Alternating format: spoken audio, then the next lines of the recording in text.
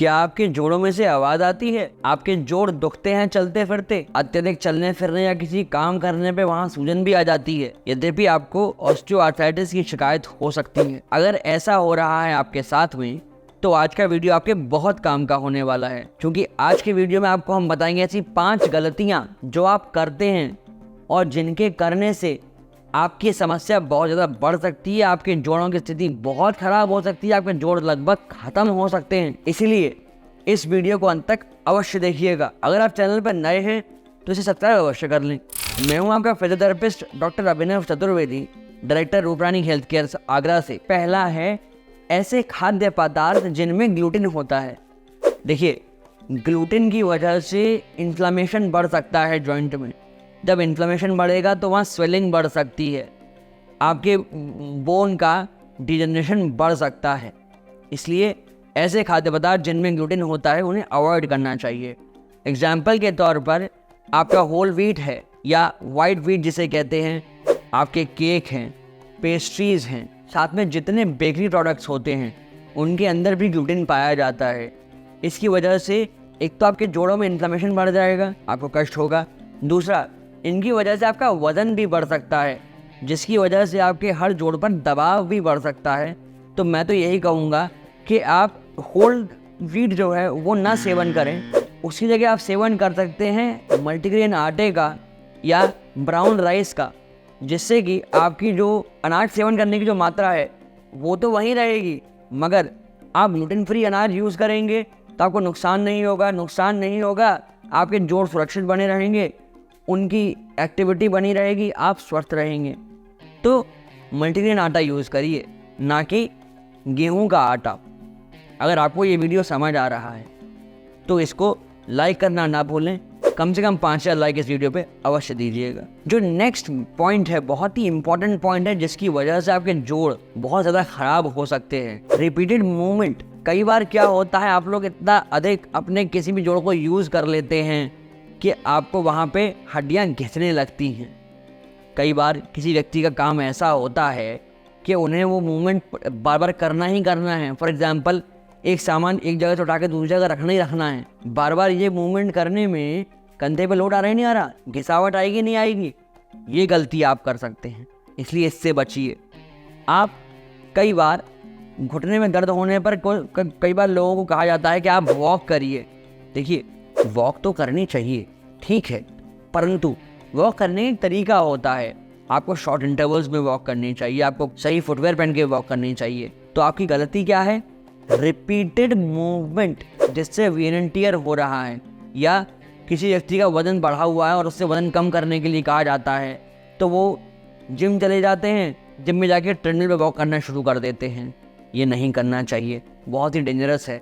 एक बढ़े हुए वजन वाले व्यक्ति के लिए ट्रेडमिल पर वॉक करना बहुत ही नुकसानदायक होता है, क्योंकि ट्रेडमिल एक हार्ड सरफेस है। आपकी एड़ी टकराएगी, फिर पंजा टकराएगा तो धमक लगेगी, वो धमक आपकी एड़ी से लेके घुटने पर आ सकती है। इससे बचने के लिए आप पक्की मिट्टी पर वॉक कर सकते हैं, वो थोड़ी लचीली रहती है, वहाँ नुकसान कम होता है, जर्क कम आता है।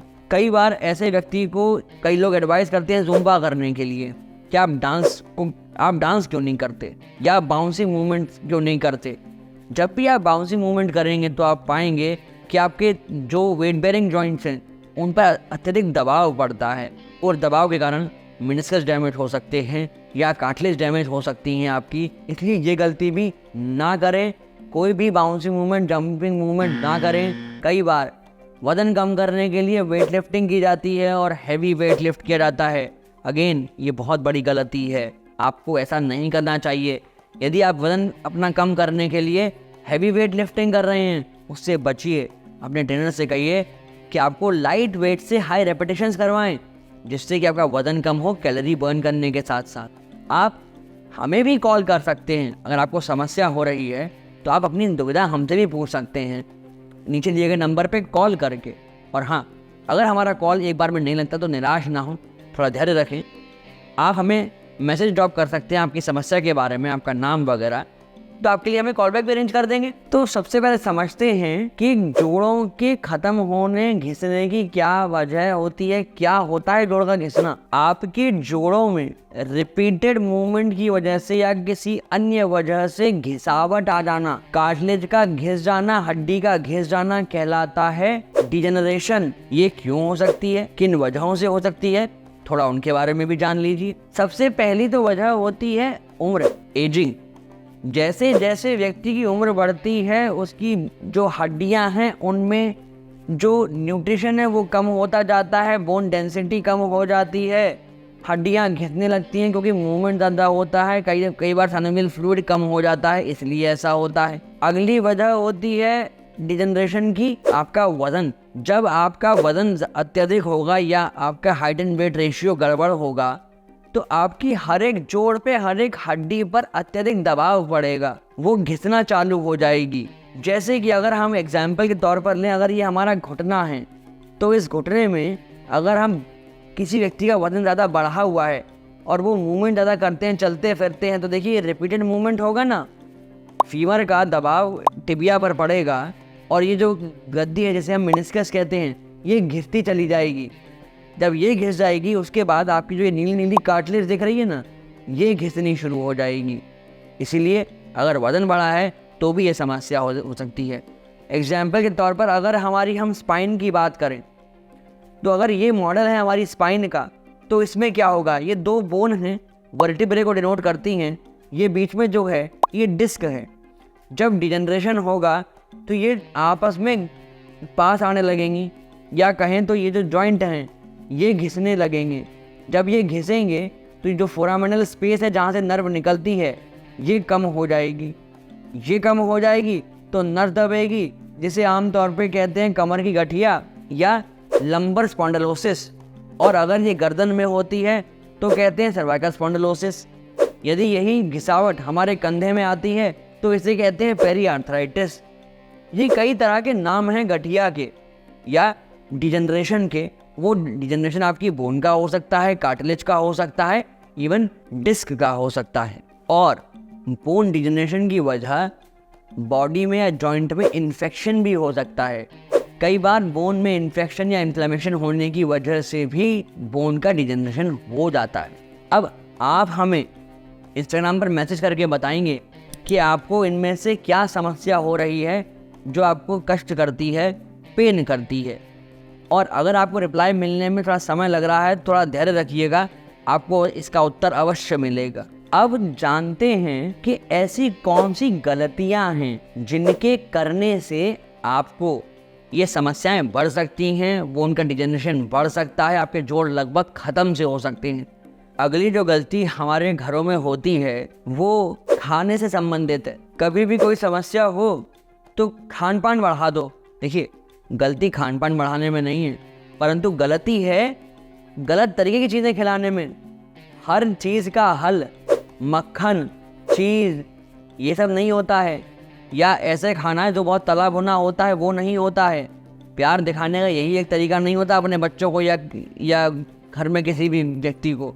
आपको सही भोजन करना चाहिए, आपको ऐसे भोजन से बचना चाहिए जिसमें बहुत अत्यधिक ऑयल होता है, फैट होता है, क्योंकि इसकी वजह से आपकी सेहत अच्छी नहीं होगी, आपकी सेहत बिगड़ सकती है अगर एक लिमिट से ज़्यादा आपका ये सब चीज़ों का सेवन रहेगा। आपका वजन बढ़ेगा तो आपके जोड़ों पर दबाव बढ़ेगा। जब जोड़ों पर दबाव बढ़ेगा तो कोई भी रिपीटेड मूवमेंट करने से आपकी जो मांसपेशियां हैं एक तो उन पर दबाव बढ़ गया, दूसरा आपकी हड्डियां घिसनी शुरू हो जाएंगी।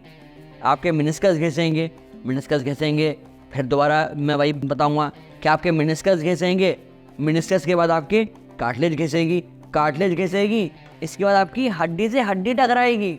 जब बोन से बोन टकराती है तो बहुत दर्द होता है लोगों को। कई बार डिजेनरेशन की वजह से स्पाइक्स बन जाते हैं जिन्हें हम लोग ऑस्टियोफाइट्स कहते हैं, इस वजह से भी आपको पेन होता है। आपको सोच समझ कर अपनी डाइट लेनी चाहिए, एक बैलेंस्ड डाइट लेनी चाहिए जिससे कि आपकी हड्डियों का डिजेनरेशन ना बढ़े। साथ में आज के मॉडर्न ज़माने में कुछ ऐसे भी खाद्य पदार्थ आ गए हैं जिनमें फ़ैट की मात्रा बहुत अधिक होती है, शुगर की मात्रा बहुत अधिक होती है, जैसे कि केक्स हैं, पेस्ट्रीज़ हैं और अन्य तरह के जो बेकरी आइटम्स हैं जिन्हें खाने से आपका वज़न बढ़ता है। जब वजन बढ़ता है तो फिर से वही वाली बात आ जाएगी, आपके जोड़ों पर दबाव अधिक बढ़ेगा और इससे कोई आपको न्यूट्रिशन तो मिल नहीं रहा। जब न्यूट्रिशन नहीं मिलेगा तो बोन की डेंसिटी नहीं बढ़ेगी, उनमें कैल्शियम नहीं बढ़ेगा। तो करना क्या चाहिए? करना ये चाहिए कि आपको कैल्शियम रिच डाइट लेनी चाहिए, जिससे आपकी बॉडी में कैल्शियम बढ़े, आपकी हड्डियां मजबूत हों, उनका डिजनरेशन कम हो या रुक जाए। इसके लिए पूरा एक वीडियो चैनल पर अवेलेबल है, इसका लिंक आई कार्ड में है, आप इस वीडियो के बाद जाकर उसे देख सकते हैं। कुछ ऐसे और अन्य खाद्य पदार्थ भी हैं जिनका आपको सेवन नहीं करना चाहिए जॉइंट के डिजनरेशन में, जिनमें विशेषकर आती है चाट अर्थात जंक फूड। ऐसा भोजन जो खराब तेल में बना हो या जिसमें अलग अलग प्रकार के तेल यूज होते हैं, ये आपकी बॉडी में इन्फ्लेमेशन बढ़ा सकते हैं। अब मेरे से महिलाएं बहुत नाराज़ हो जाएंगी क्योंकि मैं कहने वाला हूँ कि आपको गोलगप्पे ऐसे में नहीं खाने चाहिए, अर्थात पानी पूरी से आपको बचना चाहिए खाने से, क्योंकि ये आपकी बॉडी के लिए नुकसानदायक है। कुछ ऐसे पदार्थ इसमें होते हैं जो कि आपकी बॉडी में नुकसान कर सकते हैं, डिजनरेशन के प्रोसेस को फास्ट कर सकते हैं, जिसकी वजह से आपको चलने फिरने में तकलीफ़ हो सकती है, उठने बैठने में तकलीफ़ हो सकती है, आपको सीढ़ियाँ चढ़ने में तकलीफ़ हो सकती है। आपको कुछ ऐसे खाद्य पदार्थों का भी सेवन नहीं करना चाहिए जिनमें कि प्रिजर्वेटिव्स की मात्रा अधिक होती है, जैसे कि बेकरी आइटम्स होते हैं या पैकेज्ड फूड होते हैं। देखिए, इन सभी में प्रिजर्वेटिव मिलाए जाते हैं इनकी लाइफ को बढ़ाने के लिए, शेल्फ लाइफ जिससे बढ़ जाए। खासकर ऐसे कुछ सॉसेज हैं जिनमें प्रिजर्वेटिव की मात्रा अधिक होती है, तो उनसे बचिए। प्रिजर्वेटिव मिली हुई चीज़ों के बजाय उन चीज़ों को घर पे प्रिपेयर करिए। अगर आपको ये वीडियो अच्छा लग रहा है, कुछ भी इन्फॉर्मेटिव लग रहा है, तो इस वीडियो को हर एक जन तक शेयर करिए, जिससे ये जानकारी उन तक भी पहुंच सके, क्योंकि आज के समय में हम देख रहे हैं कि बोन डिजनरेशन की समस्या बहुत बढ़ती जा रही है। तो इस जानकारी की हर व्यक्ति को आवश्यकता है। जिसे डिजनरेशन हो रहा है उसे तो है ही है, परंतु जिसकी बॉडी में डिजनरेशन का प्रोसेस नहीं हो रहा, जो भी सेफ है, उसे भी इसकी आवश्यकता है, क्योंकि उसे भी तो बचना है डिजनरेशन से। इसलिए उन तक शेयर करिए।